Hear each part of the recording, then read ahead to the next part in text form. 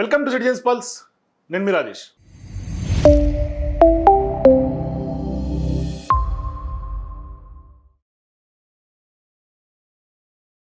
గత రాత్రి నుంచి ఎప్పుడైతే మీనాక్షి నటరాజన్ తెలంగాణకు సంబంధించినటువంటి Congress party incharge AICC secretary ఉన్నారో ఆమెకు సంబంధించి రాజ్యసభకు సంబంధించినటువంటి నామినేషన్ తిరస్కరణకు గురైంది. సో ఆ తిరస్కరణకు గురైన తర్వాత ఒకవైపు ఢిల్లీలో, మరోవైపు భోపాల్లో, మధ్యప్రదేశ్లో పెద్ద ఎత్తున ఒక పొలిటికల్ హైడ్రామా నడిచిందని చెప్పుకోవాలి. ఒకటి, ఎందుకు తిరస్కరణకు గురైంది, మరోవైపు పెద్ద ఎత్తున ప్రజాస్వామ్యాన్ని కూనీ చేస్తోంది బీజేపీ అని కాంగ్రెస్ పార్టీ నాయకులు పెద్ద ఎత్తున ఆరోపణలు చేశారు. మరోవైపు ఎన్నికల కమిషన్ను కలిసేందుకు ప్రయత్నం చేశారు.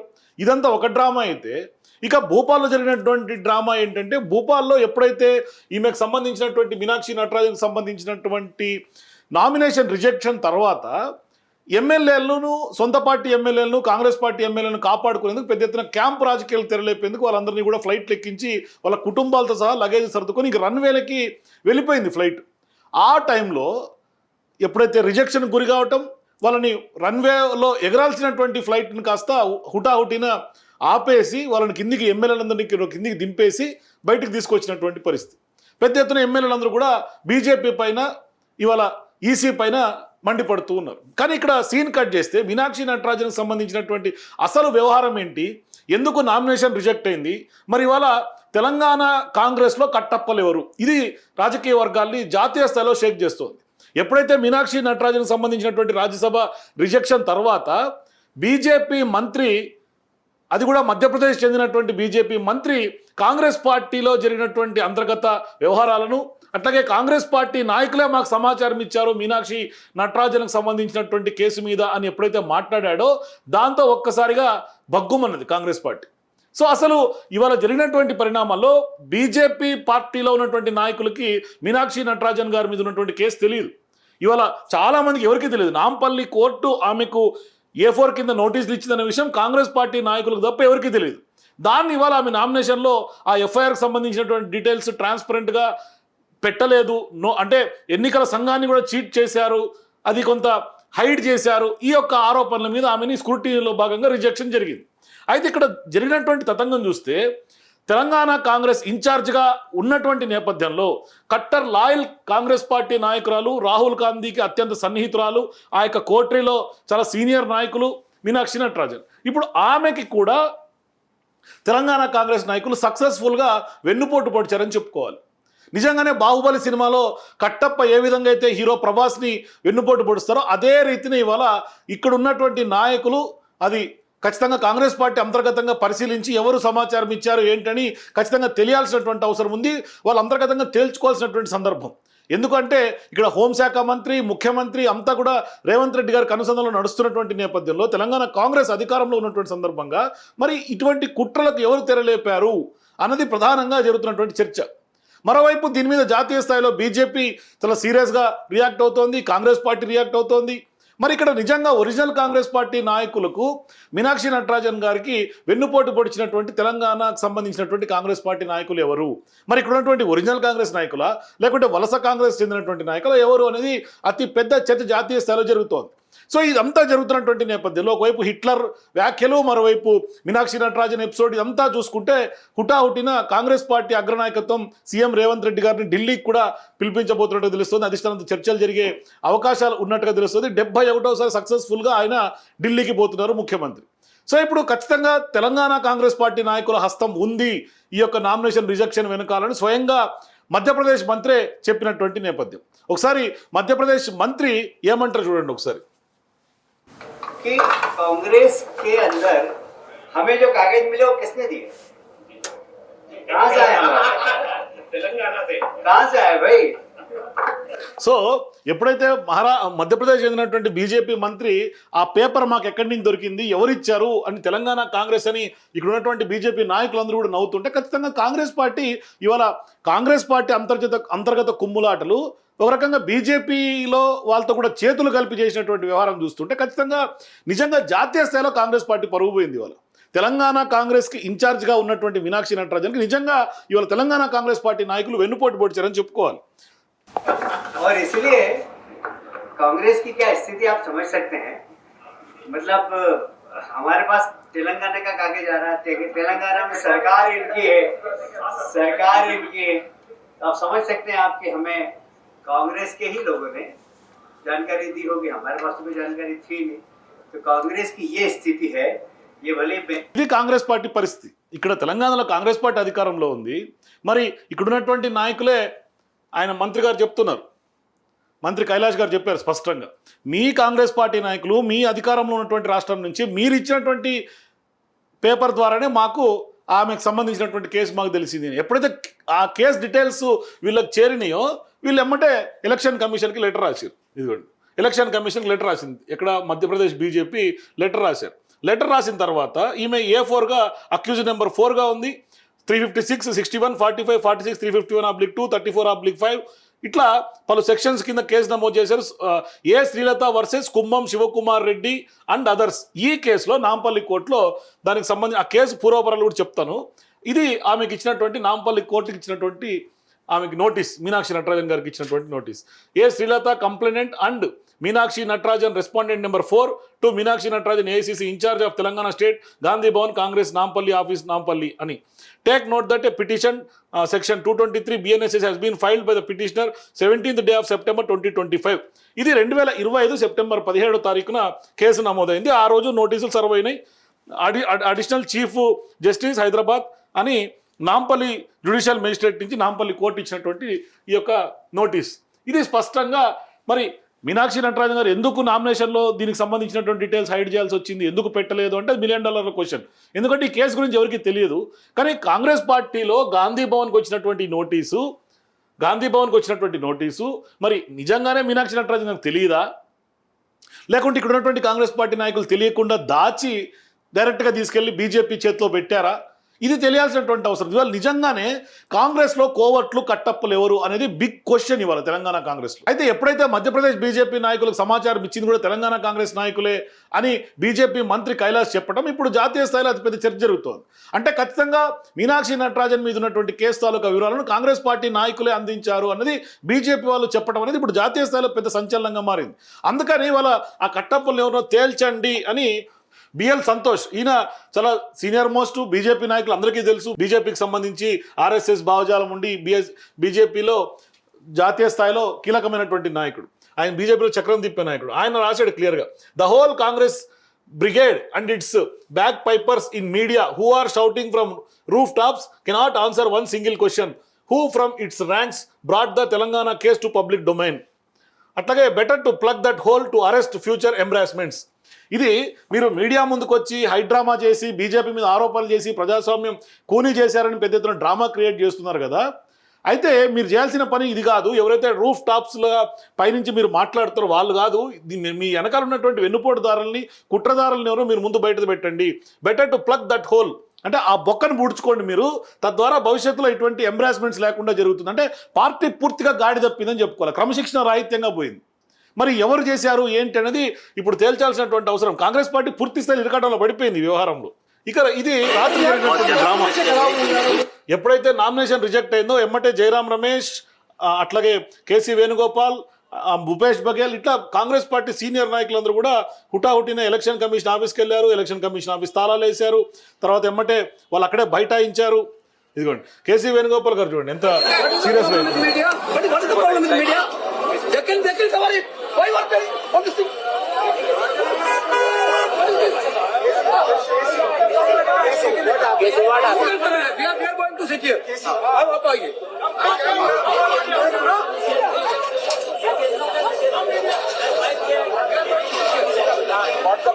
क्या है आगे क्या करेंगे आप लोग?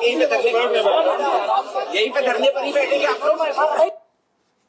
That's a violation of democratic principle in this country. Complete, they are killing the democracy of this country. This is a clear example of that. 6:30 only they rejected their nomination. 7:25 we have given a letter to the Election Commission of India for seeking an appointment with the Election Commission for giving a complaint. After 40 minutes, then also Election Commission is not allowing us to go. Election Commission is not allowing us to go. What is happening in this country?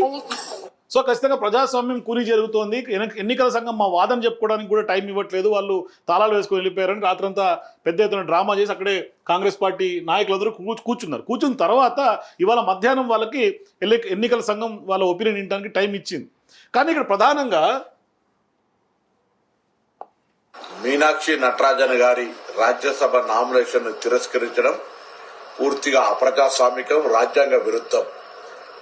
తను ఎటువంటి case హాజరు కాకుండా, notice లేకుండా, తనపై case ఉన్న అంశం కూడా తెలియని పరిస్థితుల్లో ఎన్నికల అఫిడవిట్లో ఆ కేసును మెన్షన్ చేయలేదనేటువంటి ఆలోచనతో భారతీయ జనతా పార్టీ కుట్రపూరిత రాజకీయాల్లో భాగంగా ఎన్నికల నామినేషన్ స్క్రూటినీ చేసినారు.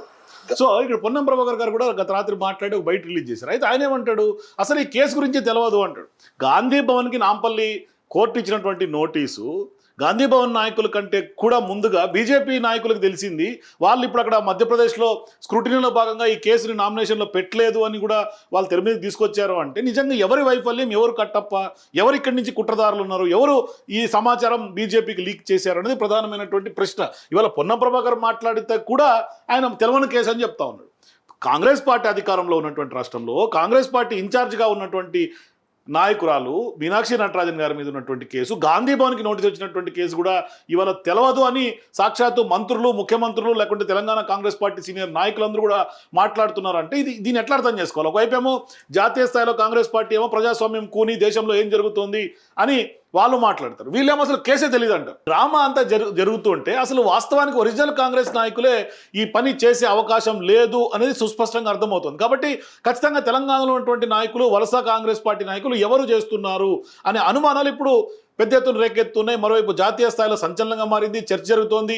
ప్రభుత్వ పెద్దల మీద కూడా హైకమాండ్కు కొంత నెగిటివ్ రిపోర్ట్ ఇవ్వటం, దీన్ని బేస్ చేసుకునే ఖచ్చితంగా ఇవాళ మీనాక్షి నటరాజన్ మీద ఎవరన్నా కుట్ర చేశారా అంటే కొన్ని ప్రజా వ్యతిరేక కార్యక్రమాలు, లేకుంటే రాష్ట్రంలో జరుగుతున్నటువంటి అనేక అంశాలు. ఇవాళ రాష్ట్రంలో ఎవరైతే ముఖ్యమంత్రి రేవంత్ రెడ్డి గారికి అట్లాగే టీపీసీసీ చీఫ్ కూడా కొంత కోఆర్డినేషన్ గ్యాప్స్ ఉన్నాయని ఈ మధ్యకాలంలో అనేక కథనాలు చూస్తూ ఉన్నాం.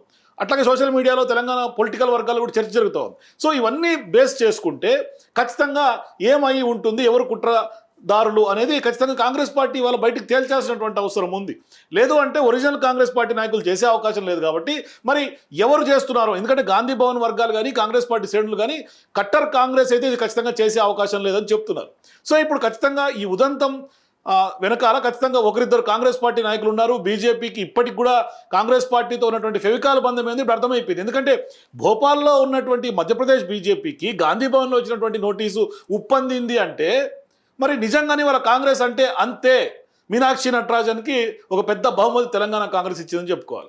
ఎందుకు అంటే ఆమె మీద క్రిమినల్ కేసులు ఉన్నాయనే విషయాన్ని మీనాక్షి నటరాజన్ రాజ్యసభలో దానికి సంబంధించినటువంటి నామినేషన్ తిరస్కరించడం, ఇప్పుడు పాత కేసు వివరాలు మీనాక్షి గారికి తెలియకుండా మధ్యప్రదేశ్ బీజేపీకి పంపించినటువంటి వ్యవహారం, ఆధారాలతో సహా ఎన్నికల సంఘానికి ఫిర్యాదు చేసింది మధ్యప్రదేశ్. దీంతో ఇప్పుడు అక్కడ ఈసీ తల సీరియస్ అయింది, నామినేషన్లో స్క్రూటినీలో భాగంగా కొట్టిపడేసింది. సో ఇప్పుడు ఆ కేసుకు సంబంధించినటువంటి ఆధారాలు తెలంగాణ నుంచే వచ్చాయన్నది మంత్రి కైలాష్ చెప్తున్నాడు. ఎంత సీక్వెన్స్ ఒకసారి డాట్స్ కనెక్ట్ చేసుకుంటే తెలంగాణ ఇన్ఛార్జిగా వచ్చిన తర్వాత ఆమె కొంత ఇక్కడ ఉన్నటువంటి నాయకులకి ఎవరికి హైరార్కీ ఇవ్వట్లేదు, అప్పర్ హ్యాండ్ ఇవ్వట్లేదు, ఆమె పెత్తనం చేస్తుంది, ఆ పెత్తనానికి బ్రేక్ వేయాలని ఏమన్నా ఇక్కడ ఉన్నటువంటి లీడర్షిప్ ఏమైనా ట్రై చేస్తుందా, ఇవన్నీ అనుమానాలు వస్తూ ఉన్నాయి. మరి గాంధీ భవన్ కేర్ ఆఫ్ అడ్రస్గా 2025లో వచ్చినటువంటి కేసు సంబంధించినటువంటి వ్యవహారం, పోలీసులు కేసు నమోదు చేస్తే నాంపల్లి కోర్టు నోటీసులు ఇస్తే తెలంగాణలో కేసు ఉన్న విషయమే తెలియకుండా నామినేషన్ మీనాక్షి నటరాజన్ గారు వేశారు అంటే దీన్ని ఎట్లా అర్థం చేసుకోవాలి? అంటే సరిగ్గా నామినేషన్ గడువు ముగిసే సమయంలో మొత్తం ఈ యొక్క వ్యవహారం బయటపడింది అంటే సమయం చూసి దెబ్బ కొట్టారు, కుట్రకు తెరలేపారు. బీజేపీ నాయకులతో కేసు వేయించి నామినేషన్ తిరస్కరణకు పక్కా ప్లాన్ ఏమన్నా జరిగిందా అన్న అనుమానాలు కూడా వస్తున్నాయి. ఎందుకంటే కేసు గురించి తనకే తెలియదని చెప్తున్నారు ఆమె. అట్లాగే బీజేపీకి ఎలా తెలిసింది అనేది ఇక్కడ పెద్ద ఎత్తున మీనాక్షి నటరాజన్ గారికే షాక్. ఆమె బయటకు వచ్చి ఆమె కూడా మాట్లాడారు రిజెక్షన్ తర్వాత. మరోవైపు ఇప్పుడు జాతీయ స్థాయిలో జరుగుతున్నటువంటి చర్చ బేస్ చేసుకొని తెలంగాణ కాంగ్రెస్ పార్టీ నాయకులందరూ కూడా ఇది బీజేపీ కుట్ర అని చెప్తున్నారు కాంగ్రెస్ పార్టీ నాయకులందరూ. కానీ ఇక్కడ జరిగింది ఏంటి? తెలంగాణ కాంగ్రెస్ అంటే కుట్ర జరిగింది. సో ఇది దేశవ్యాప్తంగా చర్చకు దారితీసింది. ఆ వ్యవహారం తెలంగాణతో కొంత ముడిపడి ఉన్నటువంటి నేపథ్యంలో అసలు కేసు ఏంటనేది ఇప్పుడు ఆసక్తికరంగా మారింది. వాస్తవంగా న్యాయస్థానంలో దాఖలైనటువంటి ఓ పిటిషన్కు సంబంధించినటువంటి సమన్లు మాత్రమే జారీ అయ్యాయి, అంటే కోర్టు నుంచి నోటీసులు వచ్చాయి. కానీ ఈ కేసుకు సంబంధించినటువంటి పూర్వాపరాలు చూస్తే ఒక మహిళను లైంగిక వేధింపులకు గురి చేయడంతో పాటుగా చంపుతానని బెదిరించినటువంటి వ్యవహారంలో నారాయణపేట కాంగ్రెస్ పార్టీ నాయకుడు కుంభం శివ కుమార్ రెడ్డి పైన పోలీసులు కేసు నమోదు చేశారు. అయితే ఆ కేసు ఆధారితంగా ఆయనపై పార్టీ పరంగా చర్యలు తీసుకునేందుకు నిరాకరించినటువంటి మీనాక్షి నటరాజన్తో పాటుగా కుంభం శివకుమార్ రెడ్డి, నారాయణపేట ఎమ్మెల్యే చిట్టెం పర్ణికారెడ్డి, అట్లాగే టీపీసీసీ అధ్యక్షుడు మహేష్ కుమార్ గౌడ్, మంత్రి వాకిటి శ్రీహరి, అట్లాగే నారాయణపేట డీసీసీ అధ్యక్షుడిగా ఉన్నటువంటి ప్రశాంత్ రెడ్డి, కాంగ్రెస్ పార్టీ నాయకుడు చిట్టెం అభినయ్ రెడ్డి తదితరుల పైన కూడా చర్యలు తీసుకోవాలని ఈ యొక్క వ్యవహారం కింద 10 కోట్లు చెల్లించేలాగా ఆదేశించాలని కూడా కోరుతూ గత ఏడాది ఆగస్టు 28న తార్నాకకు చెందినటువంటి శ్రీలత హైదరాబాద్ 4వ అదనపు చీఫ్ మెట్రోపాలిటన్ మేజిస్ట్రేట్ న్యాయస్థానంలో పిటిషన్ దాఖలు చేశారు. ఇక తనను వేధించినటువంటి కుంభం శివకుమార్ రెడ్డి పైన 2022 మే నెల 7వ తారీఖున పంజాగుట్ట, 2023 జూన్ 28న బెంగళూరులో కూడా కబ్బన్ పోలీస్ స్టేషన్లో కూడా కేసులు నమోదైంది. అతన్ని అరెస్ట్ చేయాలంటూ కూడా పంజాగుట్ట పోలీస్ స్టేషన్ వద్ద తాను నిరసన దిగితే నారాయణపేట జిల్లా కమిటీ అధ్యక్ష పదవికి కూడా రాజీనామా చేశాడు. తన పైన చర్యలు తీసుకోవాలని కాంగ్రెస్ పార్టీ అధిష్టానానికి అనేక మార్లు ఫిర్యాదు చేసినా పట్టించుకోలేదు. మీనాక్షి నటరాజన్ దృష్టికి తీసుకెళ్లగా శివకుమార్ రెడ్డి పార్టీ నుంచి ఇప్పటికే సస్పెండ్ చేశామని చెప్పారు అని చెప్తూ ఉన్నారు. సో ఇప్పుడు సస్పెన్షన్కు సంబంధించినటువంటి ధ్రువపత్రం ఇవ్వమని అడిగితే ఆమె స్పందించలేదు అనేది ఆరోపణలు. సో దీనిపైన నమోదైనటువంటి కేసుకు సంబంధించి ఆయన దాఖలు చేసినటువంటి ముందస్తు బెయిల్ పిటిషన్ తిరస్కరణకు గురైన తర్వాత కూడా కాంగ్రెస్ పార్టీ ఆయన్ని ఎన్నికల కౌంటింగ్ ఏజెంట్లుగా నియమించుకుంది. సో ఇప్పుడు నారాయణపేట ఎమ్మెల్యే పర్ణికారెడ్డి ఆయన ఒకే వేదికపై ఆసీనులయ్యారు అని కూడా ఆమె పిటిషన్లో పేర్కొన్నటువంటి పరిస్థితి. అంటే ఇదే విషయాన్ని మీనాక్షి నటరాజన్ ముందు ఏఐసీసీ రాష్ట్ర బాధ్యతలు చూపుతున్నటువంటి దీపాదాస్ మున్షి దృష్టికి కూడా తీసుకెళ్లారని, ఆమె పర్ణికారెడ్డి శివకుమార్ రెడ్ల సంబంధించి గాంధీ భవన్కు పిలిపించారని, అప్పుడు మహేష్ కుమార్ గౌడ్ కూడా ఉన్నారని పిటిషన్లో వివరించారు. సో శివకుమార్ రెడ్డి స్థానంలో డీసీసీ అధ్యక్షులుగా బాధ్యతలు చేపట్టే ఆ తర్వాత మంత్రి అయినటువంటి వాకిటి శ్రీహరి కూడా తనకు న్యాయం చేయలేదని, కాబట్టి వీరందరిపైన చర్యలు తీసుకోవాలని, నష్టపరిహారం చెల్లించేలా కూడా ఆదేశాలు ఇవ్వాలని పిటిషన్లో పేర్కొన్నటువంటి పరిస్థితి. సో ఇప్పుడు ఆ పిటిషన్ పరిశీలించినటువంటి న్యాయస్థానం మీనాక్షి నటరాజన్ గారికి కూడా సహా పలువురు ఎవరైతే ఆరోపణలు ఎదుర్కొంటే వాళ్ళందరికీ కూడా నోటీసులు జారీ చేసింది. మరి ఇప్పుడు రాజ్యసభ సంబంధించినటువంటి ఈ యొక్క నామినేషన్లో ఆమె ఈ కేసుకు సంబంధించినటువంటి ఎఫ్ఐఆర్ నెంబర్ కానీ నోటీసు సంబంధించినటువంటి డీటెయిల్స్ కానీ హైడ్ చేయడంతో ఇప్పుడు అక్కడ రిజెక్షన్కి గురైంది. సో రిజెక్షన్కి గురైంది. బట్ ఈ రిజెక్షన్కి గురైన తర్వాత ఈ నోటీస్ గురించి అసలు ఆమెకు తెలియదు. ఈ వ్యవహారాన్ని ఖచ్చితంగా తెలంగాణ కాంగ్రెస్ పార్టీ నాయకులే బీజేపీకి ఉప్పందించారు. కాబట్టి ఖచ్చితంగా అతిపెద్ద కుట్ర మీనాక్షి నటరాజన్ మీద జరిగింది. బాహుబలి కట్టప్పల్లాగా ఇవాళ తెలంగాణ కాంగ్రెస్లో కట్టప్పలు ఎవరు అనేది కాంగ్రెస్ పార్టీ చాలా సీరియస్గా పరిగణిస్తోంది. దీని మీద సీరియస్గా ముందుకు అడుగులు వేసే అవకాశాలు ఉన్నాయి. బీజేపీ కూడా ఇప్పుడు జాతీయ స్థాయిలో కాంగ్రెస్ని గ్రిల్ చేస్తుంది. అయితే ఇక్కడ ప్రధానమైనటువంటి ప్రశ్న ఏంటంటే, ఇవాళ కుట్రదారుల పైన కొంత సోషల్ మీడియా కథనాలను చూసిన తర్వాత కాంగ్రెస్ పార్టీ నాయకులు ఇప్పుడు పోలీసులను ఆశ్రయించి కేసులు నమోదు చేయాలి దీని మీద. అంటే ఒక ముఖ్య నాయకుడికి సంబంధించినటువంటి ఒక ప్రతిష్ట దెబ్బతీసే విధంగా కథనాలు కామెంట్లు వస్తున్నాయి కాబట్టి ఖచ్చితంగా కేసులు నమోదు చేయాలంటున్నారు తప్ప ఎవరు అసలైనటువంటి కుట్రదారులు అని కాంగ్రెస్ పార్టీ ఫోకస్ చేసే పరిస్థితి లేకుండా పోయింది అనేది అతిపెద్ద చర్చ జరుగుతోంది. సో ఖచ్చితంగా నిజంగా మీనాక్షి నటరాజన్ గారి వ్యవహారంలో ఏం జరిగింది, ఎవరు ఈ మొత్తం వ్యవహారానికి తెరలేపారు, ఈ కుట్రదారులు ఎవరు, కట్టప్పలు ఎవరు, మీ అభిప్రాయాల కింద నాకు కామెంట్స్లో చెప్పండి. For more videos please watch citizens pulse.